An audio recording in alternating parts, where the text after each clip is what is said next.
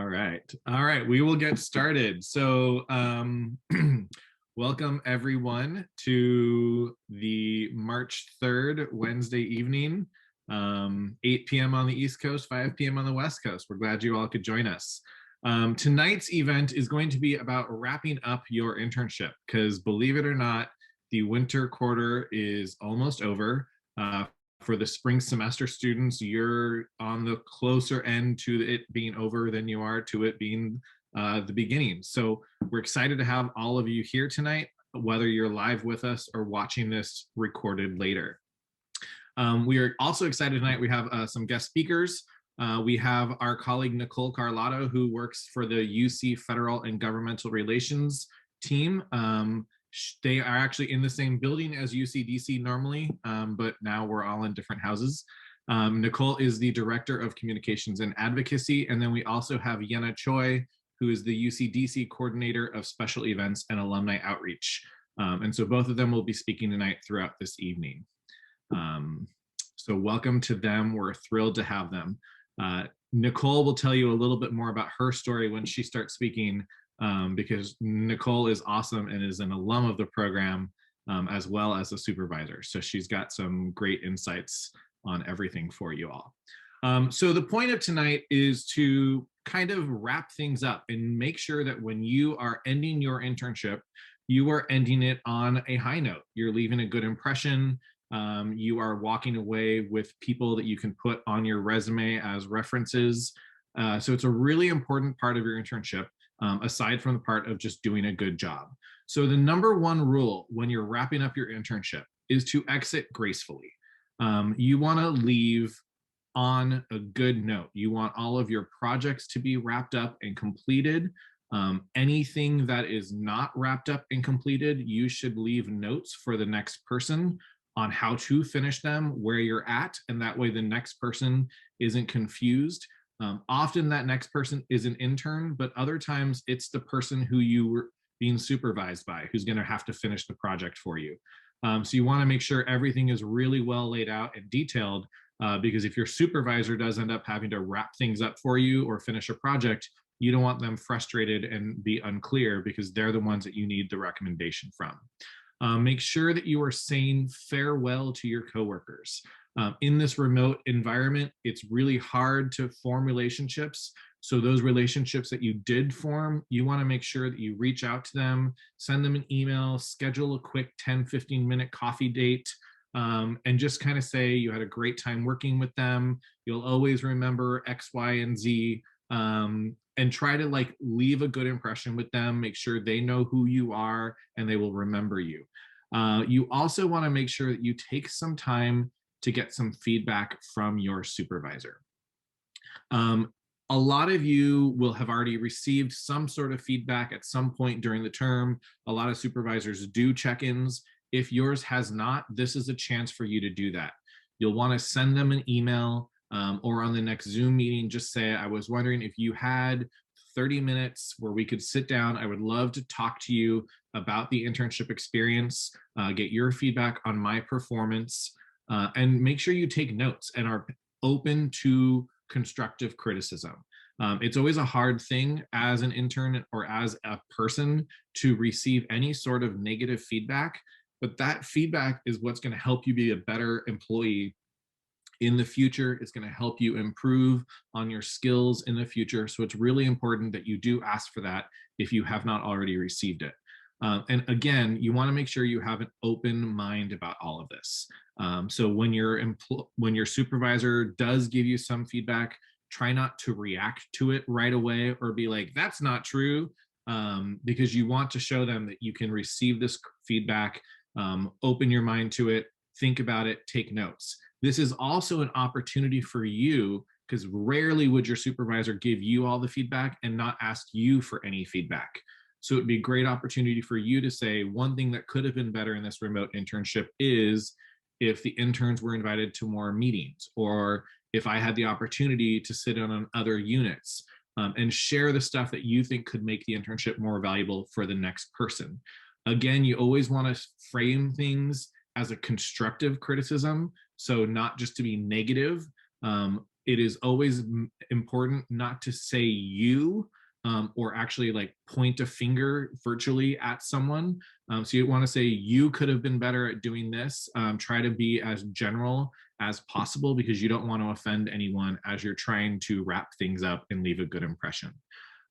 This is also a chance when you're meeting with your supervisor for you to ask about what materials you might be able to keep a copy of, or if any of the projects you worked on, you could keep a physical copy or save a copy for a portfolio, because undoubtedly, after you graduate from college, you are going to be applying for more jobs, and they might ask you for a writing sample, or they might ask you for samples of some of the work you've accomplished. And if you're able to provide them with information or data that you did during your internship, this is a great opportunity for you to make sure you can. This is really important for those of you working for members of Congress or working in federal government, because some of the documents you might be working on are confidential materials or maybe are not available publicly. And so you want to make sure you're not saving anything to your personal computer that is not intended to be shared widely, because that would not go over well.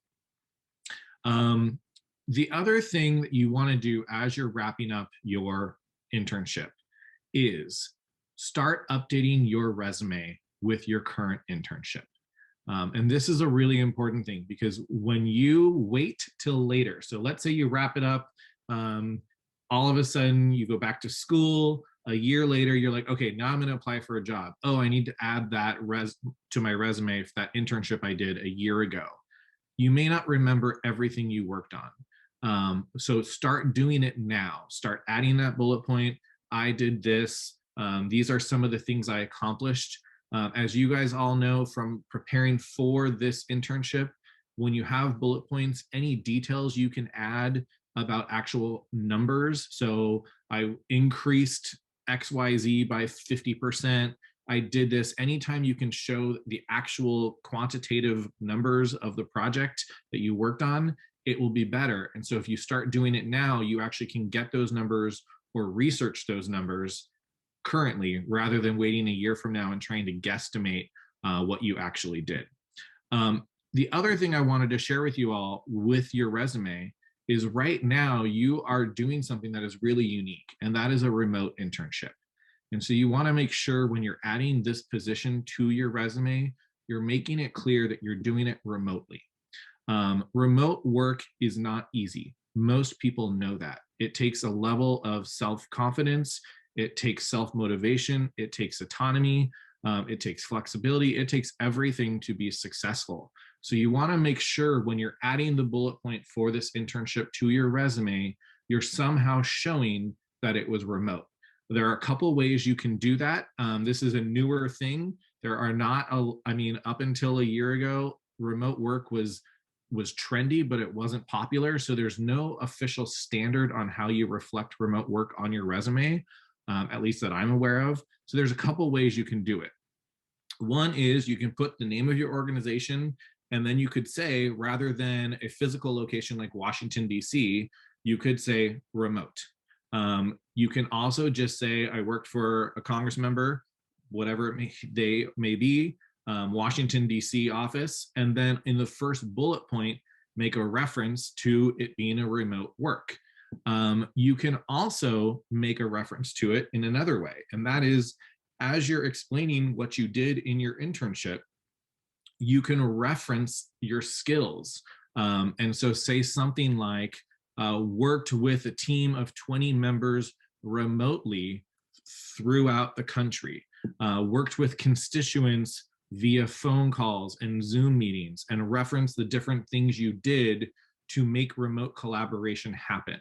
And so there's a lot of ways you can do it. And should you do multiple internships, if you already did one before now, and you're doing this one, and then you do another remote job, you could even create an entire section on your resume that's just called remote work experience. And that's where you would list off all of your things together. If you're applying for another job that is a remote job, that would actually be appropriate, because a remote job is going to be looking to make sure you can function remotely.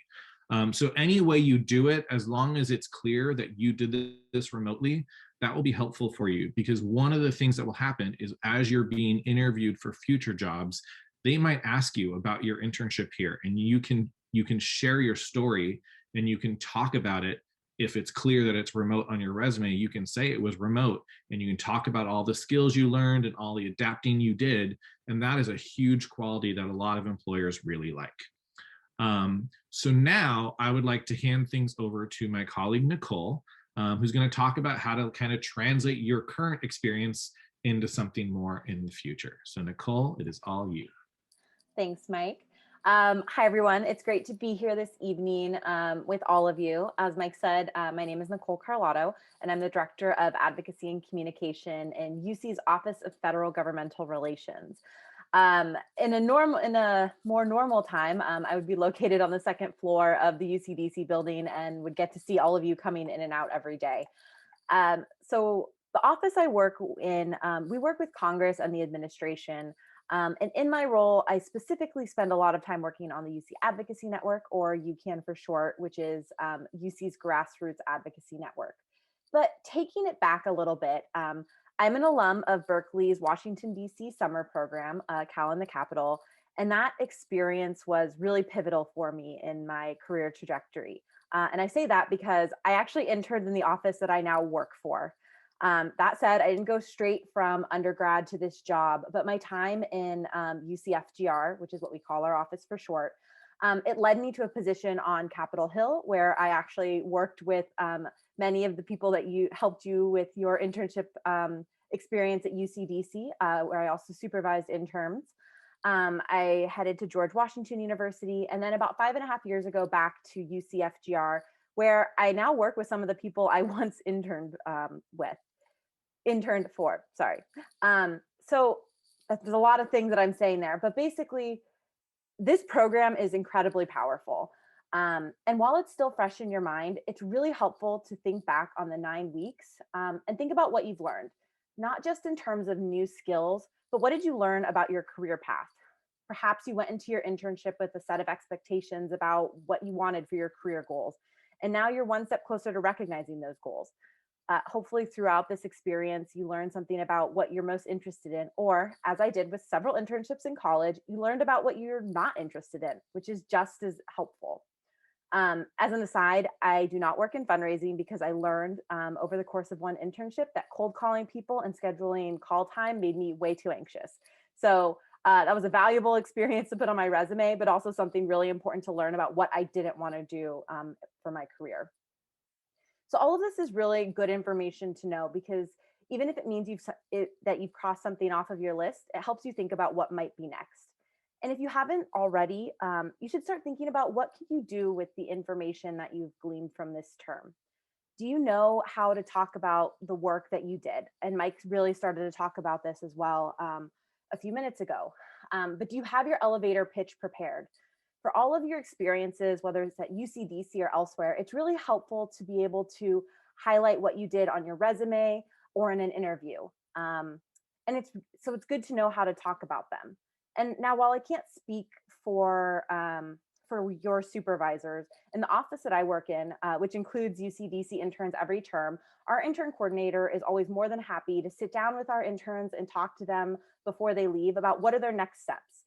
How are you going to frame the resume how are you going to frame your experience on a resume, in a cover letter, or in that 30-second elevator pitch that I mentioned? And then once you've done that, I think it's really helpful to test that out with friends and family, or someone who doesn't know anything about what you just did. It's important to make sure that your experiences, translate beyond that UCDC internship experience. Because what I've learned firsthand is what makes sense in DC might not translate back to a different working world in California. So it's really important to be thinking about how do you frame your experience for your next audience. So again, speaking of your supervisors, over the last 9 weeks, I'm sure that you've met some really interesting people and gotten to know a lot of different folks. We like to joke that DC is the city of networkers.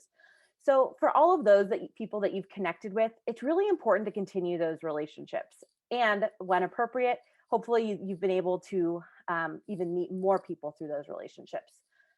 As with any relationship, it's really important to balance staying in touch without being too aggressive. But as I said, in a city made up of networks and relationships, when you have a sincere connection, I can't imagine anyone not wanting to stay in touch, especially when you're driving that connection. So what does that look like? Well, be sure to add your coworkers and others that you've met throughout this time on LinkedIn. This is one way for you to see what they're up to and for them to stay up to date with you.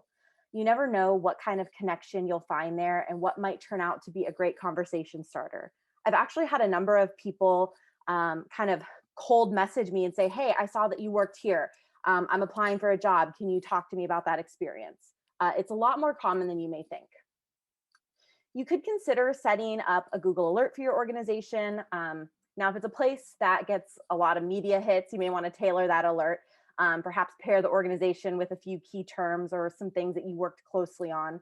So when something interesting pops up, that might be a perfect opportunity for you to email some of the folks that you worked with, see what's going on, check in. It's, as I said, it's important to maintain those relationships, but to make them meaningful and to have them feel authentic. And not just feel authentic, be authentic. So between the internship program in my office and the UCDC mentoring program, I've actually been really lucky to stay in contact with quite a few students. In fact, last week I caught up with an intern who was in our office about 3 summers ago, who I've served as a reference for on multiple occasions. Last summer, I wrote a letter of recommendation for a former intern's grad school application. And actually earlier today, I had a Zoom call with an intern from last term who is on the job market. So, I know that there are so many people in this city who want to be able to do the same type of thing for all of you. So just make sure that you are putting that effort out there. And you know what, if it's been 6 months, that's okay. Just shoot them a message and see if there's a time to catch up. So I mentioned this at the beginning, but I really do speak firsthand when I say that you never know where your internship is going to lead.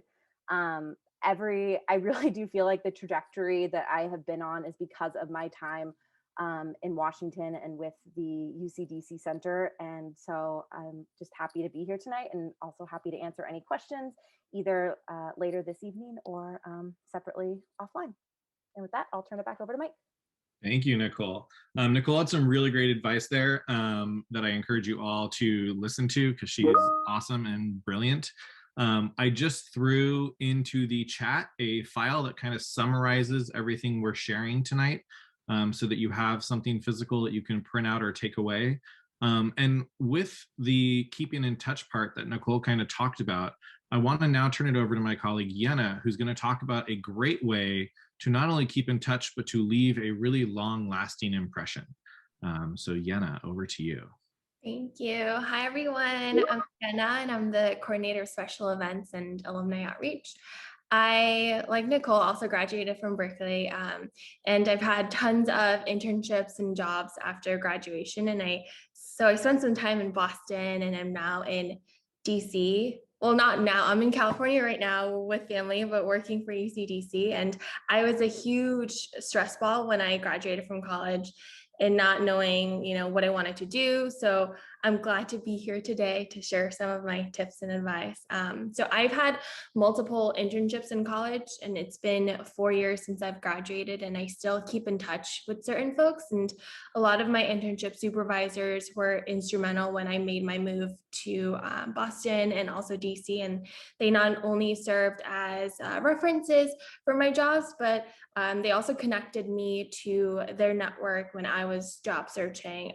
For example, I had mentioned that I was interested in pursuing immigration or to go to law school. And one of my previous supervisors actually recommended me to look into a couple of firms. And I ended up, getting a job at a law firm as a paralegal. And it kind of helped me in my job search in Cambridge. And so it just goes a long way in terms of keeping in contact with your previous supervisors and just having a lasting impression on them. So if there's one thing I've really learned over the years, it's that It's the little things that go a long way in helping you stand out. And this goes for writing a thank you note. And in terms of how you want to go about sending a thank you note, you can either personalize it by sending a handwritten card. I know it's a bit tricky right now since a lot of folks are working from home, and it might be a little awkward for you to ask them for their home address. So if you feel comfortable asking your supervisor, like, oh, thank you so much for this memorable term working for XYZ organization, I'd like to mail over a thank you card. Would the office address work for you? You can do that, or you can also just send them a nice email. I think both are perfectly acceptable.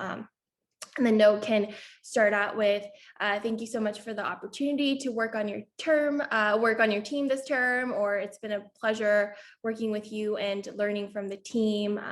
And I always think it's important to kind of dive into the specific details of your experience. Ask yourself, what your favorite moments of your internship was, or what projects you're proud of. Perhaps your supervisor shared some key advice. You should include all that.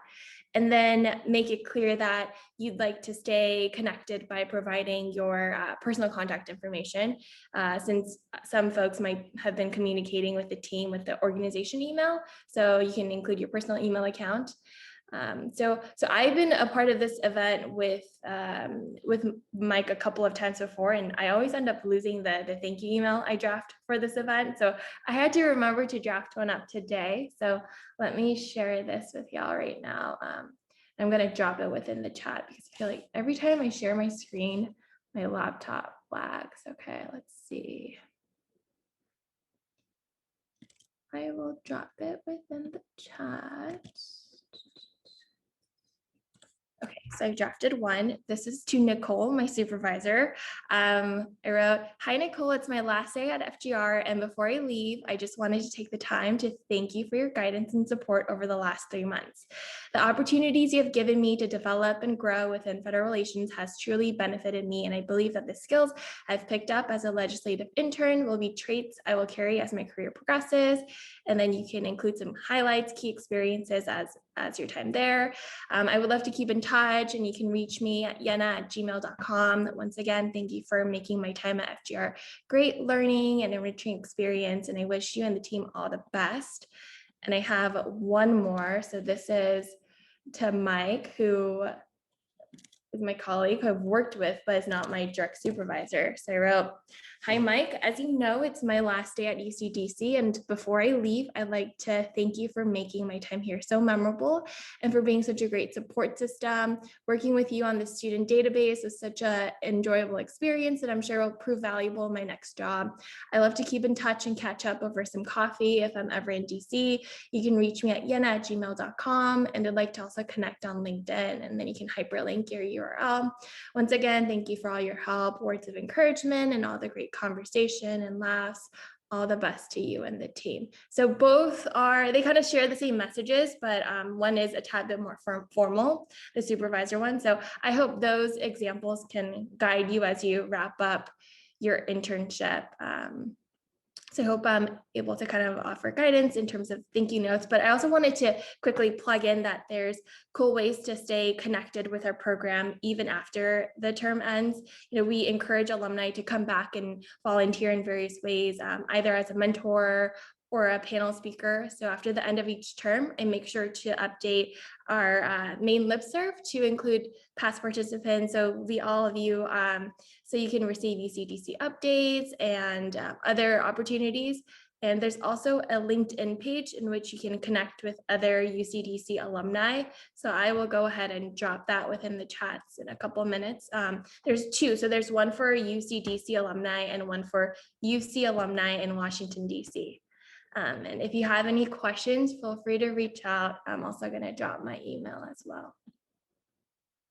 Thank you. That was a lot. One thing that I just also wanted to share on the note that Yeona was talking about thank yous is physical thank yous go a long way.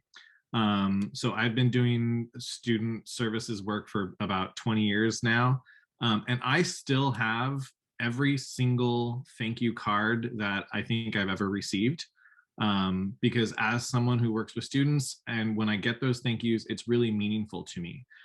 One idea that I saw in another forum that I was on that I think is a great idea, I literally just saw this yesterday, is since we're all remote and we're all working from different places of the globe, if you have a colleague that you really wanted to send a thank you note to, if you can find a postcard from wherever you are and you send your thank you note on that postcard. So let's say you're working from Sunnyvale, California, which is where I grew up. You could send a postcard from Sunnyvale to your supervisor in DC, thanking them for the experience that you've had. And you do a similar note to what Yeona said, but it's on a piece of paper with a picture of where you were working from. So that's just an idea of something you could do for that thank you note that someone will likely keep on a bulletin board in their office or in a drawer in their office for a rainy day, whatever it may be, to make them feel really special. The other thing I wanted to throw out there for you all is, I know internships are 90% of students are wonderful. They're an awesome experience. They're cementing what you want to do with your career. But for some of you, you're doing an internship and maybe about halfway through, you were like, you know what, I'm not sure that this is the career path I want to go down, or I'm really not digging this job, or whatever it may be. And what I want to stress to you all is that still keeping in touch with your networks that you're creating in this internship, being respectful as you leave, exiting gracefully, everything we've talked about is still really important, because DC is a small place, but because of LinkedIn, because of Facebook, because of Twitter, the world is a lot smaller than it used to be. And you never know who your supervisor or who your coworkers are going to know. And it may be that 5 years from now, you're on a different career track, you're doing something different, and you apply for your job, and the person interviewing you decides to look you up on LinkedIn and is like, oh, look, they're connected with Nicole Carlotto. What? How do they know her? And then they ask you in your interview, and you now have to talk about a position that you maybe didn't leave a great impression on. Or worse, they reach out to Nicole and say, hey, Nicole, I just interviewed a former intern of yours. What were they like? And if you didn't leave a good impression, it could come back and haunt you a little bit. But I also want to let you know, aside from the networking portion of it, there are still skills that you can learn in your internship, regardless of what career path you go on, that are applicable no matter what you do.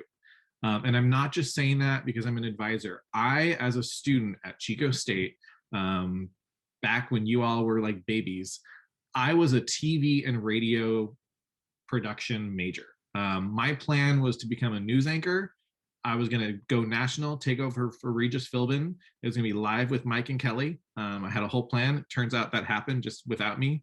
And then I was going to be a big celebrity and help impact people's lives via their television every morning. I did an internship at a news channel in the Bay Area for a summer, and I walked away and I said, wow, this is not what I want to do with my life. And it was a big eye-opener for me. I was a senior in college. I was almost done with the major and I didn't know what to do. But the internship was a great experience. I learned a lot about myself. I learned what I didn't want to do. Looking back on it, though, the skills I learned, being able to run around writing scripts for TV at the last minute, pulling together scripts for an anchor, going out into the field with reporters, covering the worst events in the Bay Area in really rough neighborhoods, and then the next day being in these rich mansions interviewing someone because their dog got stolen. I learned how to interact with people from all walks of life, how to talk to people, how to get people comfortable talking to me, because that's what I was doing in that job. And while I'm not a TV reporter and I'm not doing that anymore, those skills that I learned on that internship, I use almost every day when I'm working with each of my students who come from different backgrounds and different places. So it's important to look at your current internship, whether it's good or bad, or whether it's your career or not, and think about the skills that you're getting and figure out how those skills can be translated into other fields or other things you do in your life. So it's just a good advice for y'all. We hope that you found all of our things useful.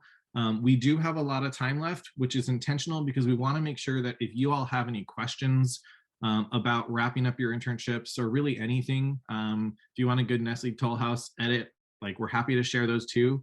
But anything you want to ask, we are here for you. So feel free to raise your hand, post it in the chat, turn on your video and just speak up, whatever it may be.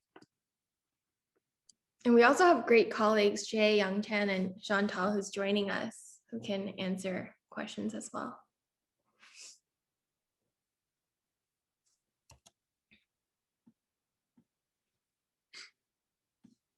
Bueller. What's the Nestle Toll House recipe you have? It's really simple. You add an extra egg and double the chocolate chips, and it's delicious. Nice. Every time I hear Nestle Toll House, I think about the episode of Friends where Phoebe's grandmother claimed she had a family recipe from Nestle Toll House. Any questions? Chantal, since I see you on here, is there anything you'd like to add? I'm thinking. It's good to see everyone. Really great advice that you've been sharing. I'll keep thinking. One thing I can talk about is that it is totally, as referenced by some of our jobs, but it's totally possible to like thrive in DC, even if you're not directly involved in government. I've worked in children's theater, higher ed. DC is a really cool place with so many different spheres going on. That oftentimes people just think it's like government, but you can, even if you're not like government centered, you can easily find a job in a space in a community for you. I'm curious, are some of you all looking for jobs right now or planning on going to grad school? Just drop it within the chat. Looking for jobs, okay.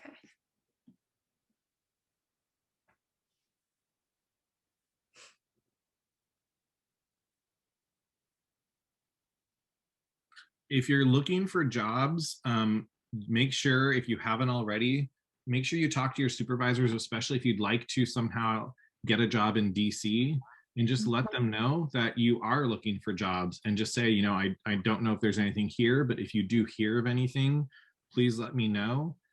Often supervisors, just like Nicole was talking about, people love to talk about themselves. They love to help people find a job, because then they get to add a little notch to their belt of their success stories, and hold that over for you for the rest of your career, that they got you your first job. I'm kidding on that. But it's a great opportunity for you to talk to someone that you work with and let them know you're seeking. Sometimes they will say, hey, go ahead and send us your resume. And they might even forward it on to some people for you. So you're creating a network right now, and this is going to be hugely helpful to you all for the next several years and into your career. My sister, who did UCDC, she did an internship in, well, what was then communications. It would now have been a PR or social media internship, but that didn't exist when she did it. But she did it at NASA, went back to Davis, graduated, knew she didn't want to go back to work at NASA, but reached out to a contact of hers from that internship and basically said, I'm moving to DC, let me know if you've got any jobs. And she got a connection with a member of Congress. And that's kind of how my sister's career with Congress started. So these networks, while they may not be obvious to use, go ahead and let them know you're seeking, because they could help you out. Mike, can I add 2 tips? Absolutely. Okay, I'm gonna turn on my camera because I look really cute tonight. Okay. Confidence is important, y'all. I forget we're being recorded. I am so sorry. All right. Hi, everyone. My name is Youngchan. I'm a coordinator of student development. And I agree with all the advice that was given today. I have 2 tips. So for one, if you are applying to grad school, or if you have applied to grad school and you're waiting decisions or working on your application materials, this is a great chance to reach out to your formal networks and say, hey, I'm in the process of waiting for decision letters. I'm in the process of, preparing my grad school materials, and I'm realizing that your conversation or a tip that you had or an experience that we shared together was so relevant. Basically find any reason to reach out to former networks because people really like knowing that you remembered them. Second tip, with what Mike just said, you don't have to and you don't want to only network with people who are in your very explicit sector. So for example, I'm gonna pick on Mike. So Mike said he was a majoring in like communications and media, right? But he also has networks in other places. So hint, hint, like, okay, we have Nicole here, we have Shay, we have Yeona, we have Mike, we have Chantal, and we have me. Among the 6 of us, I think we probably know more than 6,000 people easily.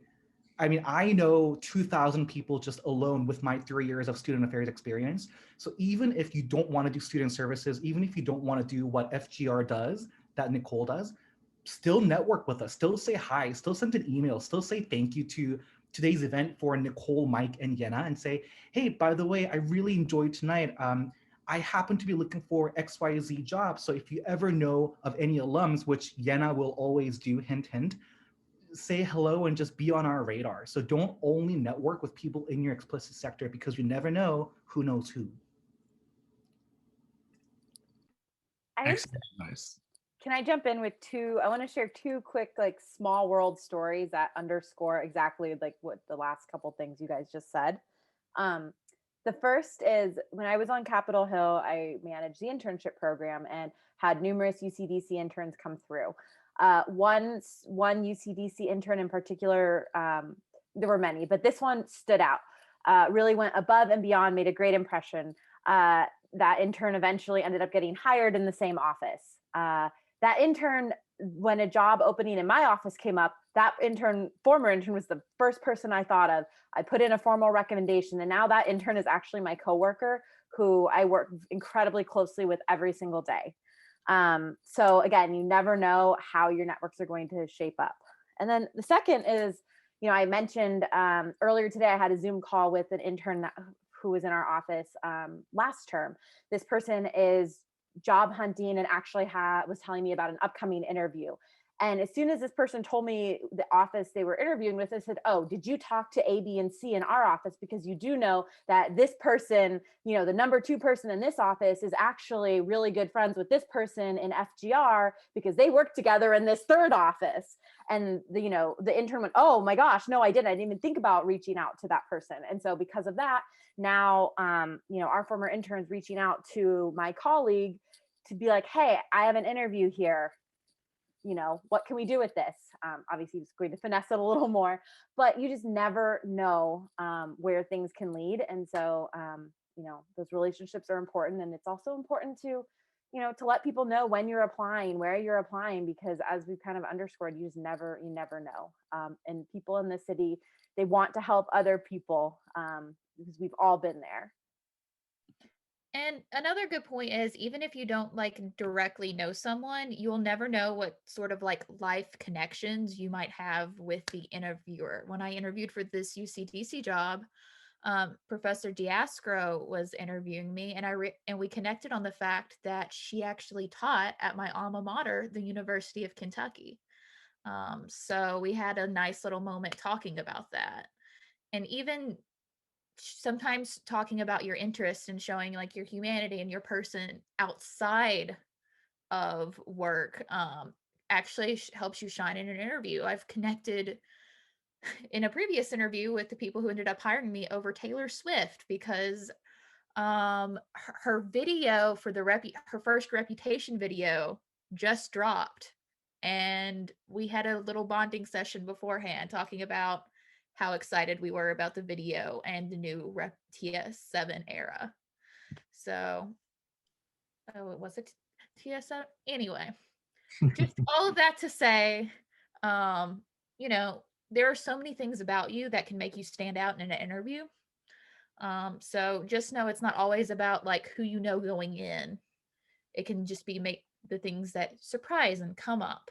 I've actually never known anyone in any of my jobs when I first applied to them. I didn't know anyone at UCDC. I didn't know anyone at GW before that. I didn't know anyone at Imagination Stage before that. So it is possible to get a job without networking. Yeah. But you have to stand out. Jonathan, I'm curious if you don't mind turning on your microphone. You asked a great question. It's how do we connect with individuals outside the organization that we worked with, but we aren't able to connect with them due to office policy. I was curious what that meant. Hey, good afternoon or good night. So like for my question, I was just asking was that I work with corporate donors, and based on the conversation I had with my supervisor, those connections are like property of the organization itself, but I did communicate with them. So kind of my question is that through the brief interactions I work with them, I would want to like connect with them or reach out to them. But due to this policy, I feel like I can't. And in a way, I'm like limited to networking, like outside of my organization. So I don't know if that helps to clarify that. It does. I'm not. I don't know the official answer to that because I don't know what the policy is per se. I think there's a couple ways to get around that policy. Normally policies like that are going to be about like they don't want you to go to a competitor organization and reach out to those people for donations. But that doesn't mean that in like a month or two you can't add them on LinkedIn and then shortly after that send them a message saying something like, really enjoyed working with you while I was an intern at X organization, would love to stay in touch for the future. Usually those privacy policies are about like competitors and stealing money or innovations or technology, depending on the organization. They're not about just like being connected to someone to get a job later. Yeah, I've worked in fundraising, and there were some policies put in place, like red tapes around connecting with folks outside of my organization. So if I were to move to another nonprofit, that it would have been sort of not kosher to contact them again for more donations from a previous org. And so there was some policies around that, but I view adding people on LinkedIn as sort of the same as like seeing them on the streets. It's not like you're just gonna avoid them, you know, you've already had communication with them. So I think something as simple as, you know, I've enjoyed connecting with you through my internship, and then just adding them on LinkedIn wouldn't be a big issue, but that's just from my experience. Yeah, and there's totally a lot of examples of similar things. There's, you know, from corporate donors to lobbyists. I know, you know, if you are on the Hill lobbying for one organization, it is completely inappropriate for you to move to a competitor and then immediately start reaching out to all the people you used to lobby with. You have to be reintroduced to those people in a formal meeting or something like that that's already established. So there's different variations of that, but the important thing is to, if you go to a competitor, to be respectful of the policy. What I would recommend is if you think what you're currently doing is something you want to continue doing, maybe see if you can save a copy of that policy so that you know what it is. Often there will be like a time frame, or like for 2 years you can't do it, and that way you know it. But if you're not going to go into that, like adding them on LinkedIn is totally fine. Yeah. I don't know, Nicole, I saw you nodding. Do you have anything to add?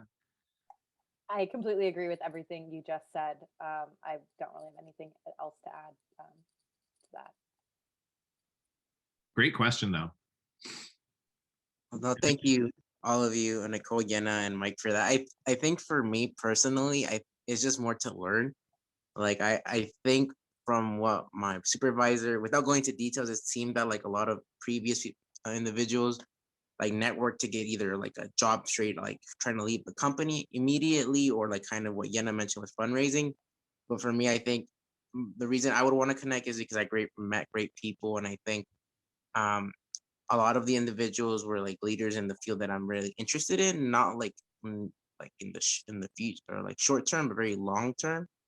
A little context: I would love to go to DC and like as I get older, not maybe right now, but I would just love to learn from them and just kind of keep in touch in a more casual setting versus in my internship, I was like communicating them to get their objectives and get their deliverables done. like, more in a casual setting, but yeah, I think that definitely like clarified, and I think I'll also mention that to my supervisor, because just to make sure, but I think it should be fine just connecting on LinkedIn. That's yeah. I think, and as long as you're upfront with your supervisor, there shouldn't be a problem. Because normally normally it's like, they don't want you to just like ditch them and then go somewhere else and take all the knowledge. So as long as you talk to your supervisor and just say, would it be okay if I connected with this person, like later on down the road, I still have to, graduate and whatnot, but like for once I am graduated, as a possible like mentor or something like that. And that's totally acceptable. There are a lot of people who love to mentor young people out of college.